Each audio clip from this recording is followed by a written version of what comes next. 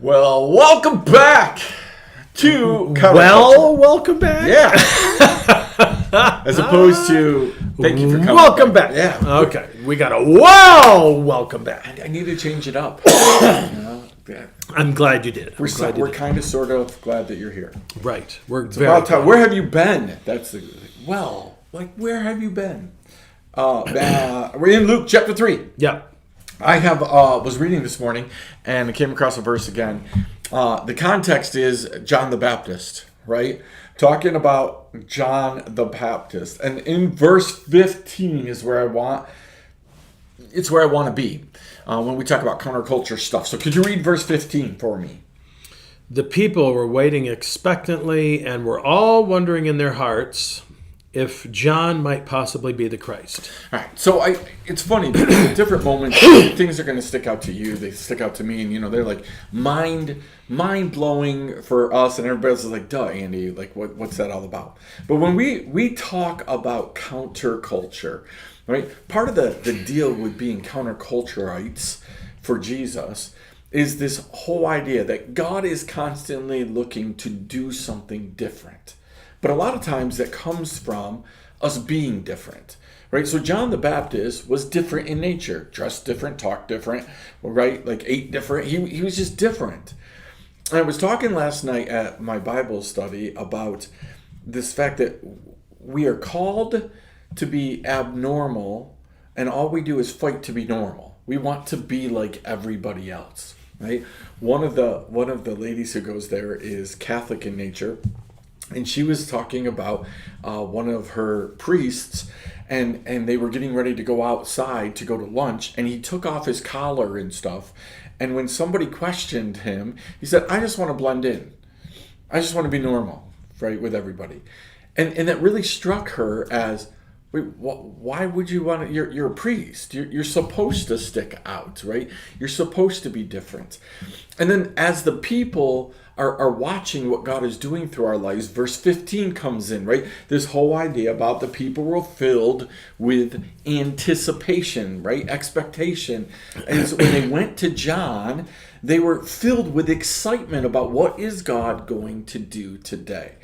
So my question really is about how do we live a lifestyle, a life with Jesus, in such a way that people are actually anticipating time with Pastor Mark. Like, man, I cannot wait to see what God is going to do this Sunday through and with Pastor Mark, right? And again, it should be in their own lives too. But if we're living that kind of a life, can we get to a place where people are excited, right, about, hey, what's God going to do today? Well, I don't know that I can answer that question. Well, this is going to be a very short counterculture then. Well, I'm not sure I can answer it the way you asked it, because I don't know that I always have people who fit this description. Yep. And we're starting summer, but my summer slump has already started. Yeah. Yep. And it's one of those things that I've sat with the last week. Do people, why don't they come to church? In my particular church, I've had people tell me, a good friend of mine came a while back, and he goes, "Your church is spirit-filled, you're spirit-filled, you're a good preacher, you have good music, your church is friendly, yada, yada, yada." And yet I find if there is something else that we want to do, we'll go do that before we come to church. Absolutely. So when I read this and I hear your question, I'm not sure I can answer it. There are some people that come to my church who would like, wow, what God, and they've told me they come in, I wonder what God's going to do this week. When I hear waiting expectantly, Pastor Mark's just going to be real here. I was having a really heart-to-heart with God here a couple weeks ago. I'm like, I come in, Lord, with this expectation of you showing up, and he does. It's not always how I imagine or experience or feel, hope for, I guess. And I will be like, there was one day I was really crying out to God, and I'm like, am I wrong for coming in with expectations, God, of here's what I'd like to see happen? I mean, he gives us the desires of our heart, he says, And so there's this part of me that I was struggling a couple weeks ago. I'm like, God, you're here. You come in, and why are people not hungry for this? And so when I hear this, I wish my people. I find it fascinating. They were wondering in their hearts. I don't wonder in my heart usually. I wonder, of course, they think that's the seat of the emotion. We wonder up here, you know. Yep. But anyway, I get what they're meaning. But I wish there was more people, you know. And here's the thing: you can sit there, you know. We can get into the whole thing about big. You know, the churches where people are flocking to it's because they do. Well, you could say they're tickling ears. You could say, well, it's the music. So I've been to some of those churches. I'm like, I don't see a big difference between theirs and mine. And so, you know, there's fads without a doubt. But I also know the Lord uses those fads. But from my perspective, I have some people who come in. And here's what the Lord's been telling me. What, you know, I think about, what's the story in the Old Testament where 300 men is too many? Was that Gideon? Yeah. Yep. 300 men. You have too many men. You have too many men. And it was interesting because I met with my vision team this week, and we were kind of talking about some of these. Why are people not coming? You know, there's illness and stuff going around here. I get it. But the next day, the Lord, I got a devotion in my email, and it was talking about how Paul and his compadres got stirred up Corinth. And they were talking about Corinth was about 100,000 people. Mm-hmm. And the church was only about 50 people. That's not a very high percentage. Nope. Not a very high percentage. But boy, they had people frazzled. And, you know, Jesus had 12. Yeah. And it changed the world. And sometimes we think bigger. We got to have bigger. And that works for in some cases. But I think one of the things the Lord's teaching me is you follow me. And in your situation, yep. I may do it different. And there are people that come in expecting. You know, I had someone give me a note Sunday and said, Pastor, I need to hear what you're preaching. I need you to, and I don't spare the whip. Yeah. You know. And you know, that's that spark that we need to say, okay, keep going, because I'm going to keep going in with expectations that God's going to show up. And he did show up Sunday. And it was a beautiful thing. We've mistaken bigger as better. And that's not always the case. So do you think that part of the thing is, in this specific instance, people had to go out and find John?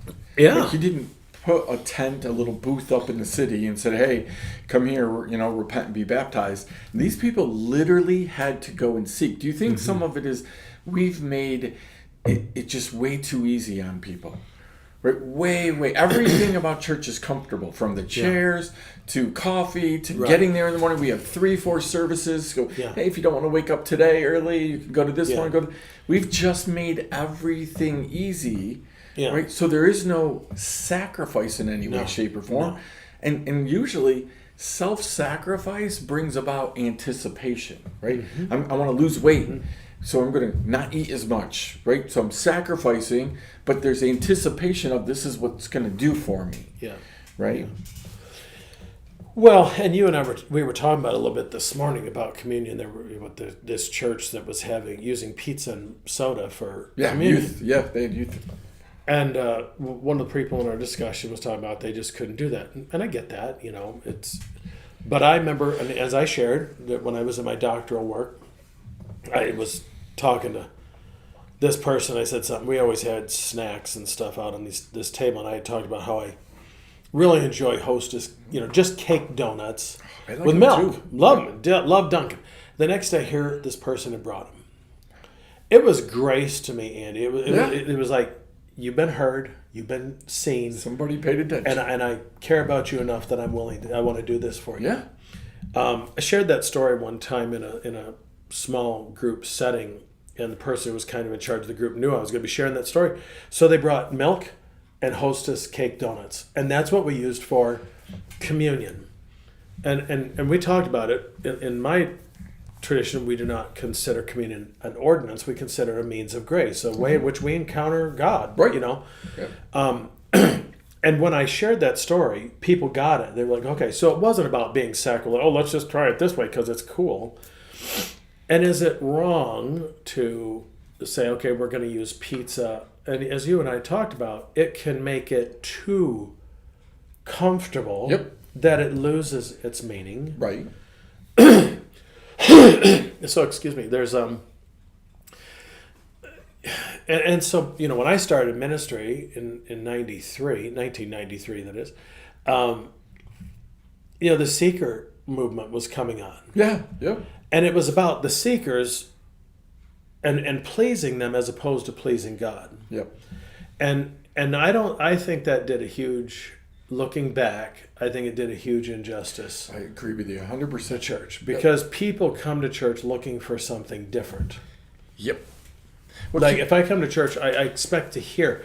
At Christmas, we sing Christmas carols. Very seldom do we sing something, the newer stuff, because people come at Christmas expecting to hear that. They want that. You hear it in the stores even, you know.